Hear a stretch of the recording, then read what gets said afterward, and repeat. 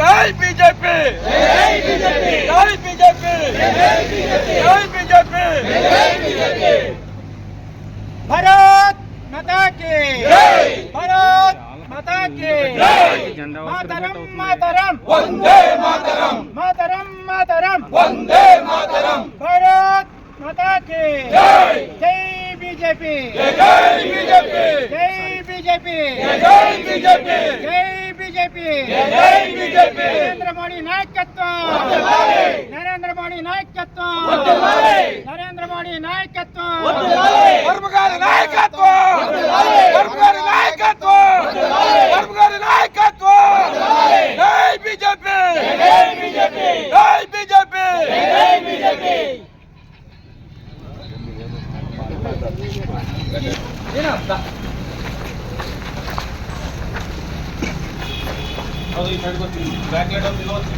దేవుడు కడ ఉంది. జై బీజేపీ, జై బీజేపీ, జై బీజేపీ, జై బీజేపీ, జై బీజేపీ. మోడీ గారి నాయకత్వం, మోడీ గారి నాయకత్వం, మోడీ గారి నాయకత్వం, నాయకత్వం. జై బీజేపీ, జై బీజేపీ, జై బీజేపీ.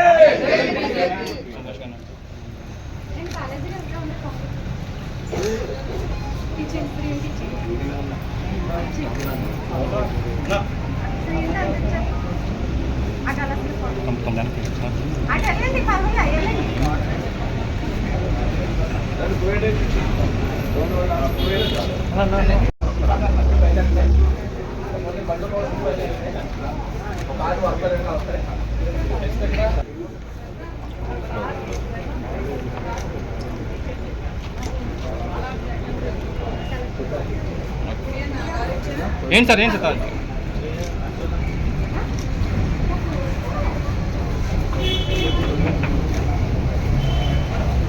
ధరులురా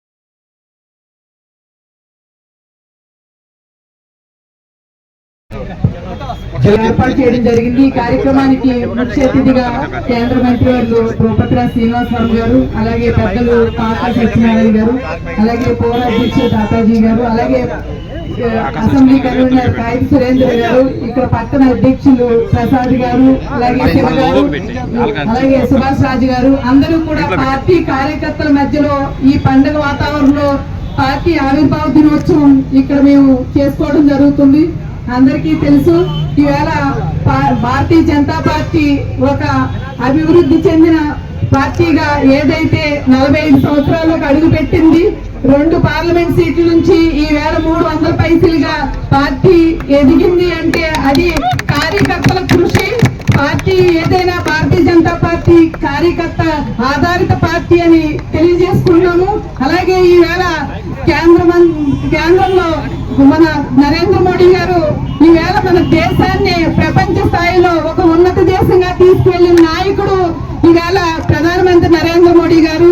ఏ విషయంలో అయినా ఎన్నో సవరణలు అనేక దశాబ్దాల నుంచి ఉన్న సవరణలు కూడా ఆయన అమల్లోకి తీసుకొచ్చి పేదలకు, బడుగు బలహీన వర్గాలకు అందరికీ కూడా వైద్య, విద్య అన్ని అందించడంలో, దేశాన్ని సమర్థిత పరిపాలన చేయించడంలో కూడా మన నరేంద్ర మోడీ గారు పాలన మన అందరికీ తెలుసు. అలాగే రాబోయే రోజుల్లో మరిన్ని నిమిషాలుగా మరింత ముందుకెళ్లే దిశగా ఈ భారతీయ జనతా పార్టీ ఉంటుందని, అలాగే ఈ రోజు నరసాపురం పార్లమెంట్ లో మన ఈ మినిస్టర్ గా మన ముందుకు తీసుకొచ్చి మన భారతీయ జనతా పార్టీ మన కేంద్ర మంత్రి వారు భూపతిరాజు శ్రీనివాసరావు గారికి సీట్ ఇవ్వటం మనం ఈవేళ అఖండ విజయంగా గెలిపించుకోవడం జరిగింది. అది మనకి భారతీయ జనతా పార్టీ మనకి ఇచ్చిన మంచి అవకాశం.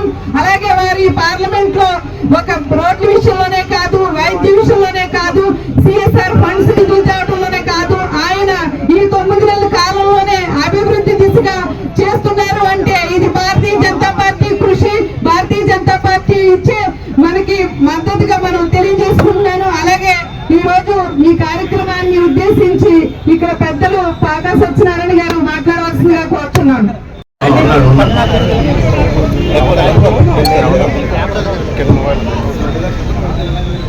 భారతీయ జనతా పార్టీ కార్యకర్తలందరికీ కూడా ముందుగా పార్టీ ఆవిర్భావ దినోత్సవ శుభాకాంక్షలు తెలియజేస్తున్నా. 1980 ఏప్రిల్ 6న ఆవిర్భవించినటువంటి భారతీయ జనతా పార్టీ ఇవాళ దేశవ్యాప్తంగా 40వ ఆవిర్భావ దినోత్సవాన్ని పెద్ద ఎత్తున జరుపుకుంటాం. ఏదైతే 1951లో ఏర్పడినటువంటి జనసంఘ్ పార్టీ, ఆ తరువాత కాలంలో 1980 ఏప్రిల్ 6న భారతీయ జనతా పార్టీగా ఏర్పడి మొట్టమొదటి అధ్యక్షుడిగా అటల్ బిహారీ వాజ్పేయి గారి నాయకత్వంలో పార్టీ పనిచేయడం ప్రారంభించింది. ఈ 45 సంవత్సరాల్లో పార్టీకి అనేక ఒడిదుడుకులు ఏర్పడినప్పటికీ కూడా భారతీయ జనతా పార్టీ నాయకత్వం కార్యకర్తల ఆధారంగా పనిచేసి కార్యకర్తల్ని చైతన్యపరిచి ఈ దేశంలో ఒకసారి జరిగినటువంటి ఎన్నికల్లో కేవలం 2 స్థానాలు, పార్లమెంట్ స్థానాలు భారతీయ జనతా పార్టీ గెలుపొంది అగ్రనేత అటల్ బిహారీ వాజ్పేయి గారు కూడా ఓడిపోయినటువంటి సందర్భంలో దేశ వ్యాప్తంగా ఉన్నటువంటి కార్యకర్తలను సంఘటితపరిచి అధికారం కోసం కాదు, ఈ దేశం కోసం, ధర్మం కోసం మనమంతా పనిచేయాలి అని కార్యకర్తలందరినీ కూడా ఏకత్రాటిపై తీసుకొచ్చి పనిచేసినటువంటి నాయకత్వం భారతీయ జనతా పార్టీ ఆస్తి. అనేక మంది పెద్దలు ఎవరైతే ఉన్నారో ఈ సిద్ధాంతం గెలవడం కోసం, భారతీయ జనతా పార్టీ అధికారం కోసం ఏర్పడలే.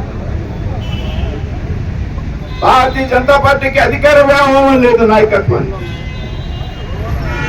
దేశాన్ని కాపాడడం, దేశాన్ని రక్షించుకోవడం, భారతీయ సాంప్రదాయ సంస్కృతులు ఏవైతున్నాయో వాటికి గౌరవించడం ఆధారంగా భారతీయ జనతా పార్టీ పనిచేసింది. అనేక మంది పెద్దలు పార్టీని జనసంగ్రామం నుండి కూడా ఉన్నటువంటి పెద్దలు అనేక మంది ఈ పార్టీని అభివృద్ధి చేసేటువంటి కార్యక్రమంలో ఆత్మత్యాగాలు ప్రాణాలు కూడా కోల్పోయినటువంటి సంగతి మనం కూడా గ్రహించాలి. ఈ పార్టీ కోసం పరిశ్రమించినటువంటి అనేక మంది పెద్దలు ఈ పార్టీ అధికారంలోకి రావడం చూడకుండానే మరణించడం జరిగింది. అయితే ఆ తర్వాత కాలంలో భారతీయ జనతా పార్టీ ఏదైతే సిద్ధాంతం ఉన్నదో, ఏదైతే కార్యకర్తల ఆధారంగా పనిచేసిందో, దాని కారణంగా 1998లో మొట్టమొదటిసారి అధికారంలోకి వచ్చినటువంటి సందర్భం అనేక మంది అనేక పార్టీలతో సంకీర్ణ ప్రభుత్వాన్ని ఏర్పాటు చేసినటువంటి పరిస్థితి. మొట్టమొదటిసారిగా భారతీయ జనతా పార్టీ అగ్రనాయకుడు అటల్ బిహారీ వాజ్పేయి గారు ప్రధానిగా బాధ్యతలు స్వీకరించినటువంటి సందర్భంలో కొన్నాళ్ళ తర్వాత ఏదైతే అవకాశ రాజకీయవాదులు పార్టీ మీద తెచ్చినటువంటి ఒత్తిడి, వారి అనైతికమైనటువంటి డిమాండ్లు నెరవేర్చకపోతే పార్టీకి మద్దతు ఉపసంహరిస్తామని హెచ్చరించినప్పటికీ కూడా వారి అనైతికమైనటువంటి డిమాండ్లకు లొంగకుండా భారతీయ జనతా పార్టీ నైతిక విలువల ఆధారంగా పనిచేస్తుందని నిరూపించడానికి ప్రధానమంత్రి పదవిని పరిత్యజించినటువంటి వ్యక్తి అటల్ బిహారీ వాజ్పేయి ప్రధానమంత్రిని నాయకత్వాన్ని తృణప్రాయంగా వదిలేసినటువంటి పార్టీ భారతీయ జనతా పార్టీ. ఆ తర్వాత 99లో జరిగినటువంటి ఎన్నికల్లో పెద్ద ఎత్తున భారతీయ జనతా పార్టీని గెలిపించడం జరిగింది. సమర్థమైనటువంటి నాయకత్వాన్ని దేశానికి అందించడం జరిగింది అటల్ బిహారీ వాజ్పేయి గారు. ప్రపంచంలో భారతదేశాన్ని ఒక బలహీనమైనటువంటి శక్తిగా తయారు చేయడానికి ఆనాడు శ్రీకారం చుట్టడం జరిగింది. ఆ తర్వాత 14లో జరిగినటువంటి ఎన్నికల్లో, 19లో జరిగినటువంటి ఎన్నికల్లో, 24లో జరిగినటువంటి ఎన్నికల్లో భారతీయ జనతా పార్టీని దేశం అంతా కూడా పెద్ద ఎత్తున ప్రజలు అంగీకరించి భారతీయ జనతా పార్టీని గెలిపించడం జరిగింది. నరేంద్ర మోడీ గారి నాయకత్వంలో 2014 నుంచి భారతీయ జనతా పార్టీ ప్రభుత్వం కేంద్రంలో నడపబడుతోంది. అనేక విప్లవాత్మకమైనటువంటి నిర్ణయాలు అవుతున్నాయో, అనేక వేర్పాటు బాధ రాజకీయాలకు అవకాశం ఇచ్చినటువంటి అనేక నిర్ణయాలను నరేంద్ర మోడీ గారు రద్దు చేయడం జరిగింది. ఆర్టికల్ 370 రద్దు, ఈ దేశంలో ఉగ్రవాదులను వేరువేయడం, వేర్పాటు వాళ్ళను తరిమివేయడం, సరిహద్దును బలంగా తీర్చిదిద్దడం, శత్రు దేశాలకు ఒక నిర్వేద్యమైనటువంటి కోటగా భారతదేశాన్ని నిర్మించడం, ప్రపంచ దేశాల్లో భారతదేశం యొక్క కీర్తి ప్రతిష్టల్ని పెద్ద ఎత్తున పెంపొందించడం, ప్రధానమంత్రి గారి ప్రపంచంలో ఏ దేశం వెళ్ళినా ఆ దేశంలో ప్రజలు భారత ప్రధానికి పెద్ద ఎత్తున నీరాజనం పట్టడం, భారతదేశాన్ని అగ్రరాజ్యాల సరసన నిలబెట్టినటువంటి వ్యక్తి ప్రధానమంత్రి నరేంద్ర మోడీ అనేటువంటి విషయంలో ఏమాత్రం కూడా అనుమానం. నిన్న కాక మొన్న వక్ఫ్ బిల్లును రద్దు చేయడం, అనేక మంది కోహనా సెక్యులరిస్టులు, కోహనా లౌకిక రాజకీయ నాయకులు వ్యతిరేకించినప్పటికీ, పార్టీలు వ్యతిరేకించినప్పటికీ వక్ఫ్ బిల్లు సవరణ చేసి పెద్ద ఎత్తున వాస్తువులకు రక్షణ కల్పించడం, ఈ విధంగా ఒక సమూలమైనటువంటి మార్పు తీసుకొస్తూ ఇవాళ భారతీయ జనతా పార్టీ దేశంలో కాదు ప్రపంచంలో అత్యధిక సభ్యత్వం కలిగినటువంటి రాజకీయ పార్టీ ఇవాళ భారతీయ జనతా పార్టీ. ఇవాళ భారతీయ జనతా పార్టీ పేరు చెప్తే దేశంలోనే కాదు ప్రపంచంలో కూడా ఏదైతే సంఘ విద్రోహ శక్తులు, వేర్పాటువాదులు ఉన్నారో వారందరికీ పెద్ద ఎత్తున ఒక వార్నింగ్ ఇచ్చేటువంటి పరిస్థితి కాదు భారతీయ జనతా. కాబట్టి ఇటువంటి నాయకత్వంలో మనంతా కూడా పనిచేస్తున్నాం. అనేక సంవత్సరాల పాటు కార్యకర్తలు ఏ విధమైనటువంటి పదవులు కూడా ఆశించకుండా పనిచేసినటువంటి పార్టీ, కార్యకర్తలు పనిచేసినటువంటి పార్టీ భారతీయ జనతా పార్టీ. కాబట్టి రాబోయేటువంటి రోజుల్లో మనంతా కూడా చురుగ్గా పనిచేయాలి. ఇవాళ భారతీయ జనతా పార్టీ అనేక మంది కార్యకర్తలు ఎవరైతే ఉన్నారో పార్టీని నమ్ముకుని గత 25 సంవత్సరాలుగా 30 సంవత్సరాలుగా 40 సంవత్సరాలుగా వారందరినీ దేశంలో అనేక ప్రాంతాల్లో శాసనసభ్యులుగా చేయడం జరిగింది, పార్లమెంట్ సభ్యులుగా చేయడం జరిగింది, కేంద్ర మంత్రులుగా రాష్ట్ర మంత్రులుగా చేయడం జరిగింది. కార్యకర్తలను మంత్రులుగా చేసినటువంటి పార్టీ ఏదైనా ఉన్నది అంటే భారతదేశంలో భారతీయ జనతా పార్టీ ఒక్కటి మాత్రమే అనేటువంటి విషయాన్ని మీరు అంతా కూడా గుర్తుంచుకోవాలి. అనేక మంది ప్రచారకులు వివాహాలు లేకుండా, కుటుంబాలు లేకుండా 365 రోజులు కూడా పార్టీ కోసం పనిచేస్తున్నటువంటి ప్రచారక వ్యవస్థ మన దగ్గర ఉంది. వారు ఏమి ఆశించి రాత్రి వాళ్ళు కష్టపడుతున్నారనేటువంటి విషయాన్ని ప్రతి ఒక్క కార్యకర్త కూడా ఆలోచించాలి. కాబట్టి ఇవాళ పార్టీ ఆవిర్భావ దినోత్సవం సందర్భంగా మనంతా కూడా ప్రతిన పోనాలి. రాబోయేటువంటి రోజుల్లో అనుక్షణం పార్టీ కోసం పరితపిస్తూ పనిచేయాలి. ఈ పార్టీని మరింత బలోపేతం చేయాలి. ఈ విధంగా ప్రజలకు మరింత చేరువవ్వాలి. కార్యకర్తలు నిత్యం ప్రజల్లో ఉండాలి. ఈ విధంగా నరేంద్ర మోడీ గారి నాయకత్వాన్ని మరింత ప్రోత్సహించే విధంగా రాబోయే కొన్ని రోజుల్లో మనమంతా పనిచేయాలని సందర్భంగా ఆశిస్తూ సెలవు తీసుకున్నాను. జై హింద్, జై భారత్.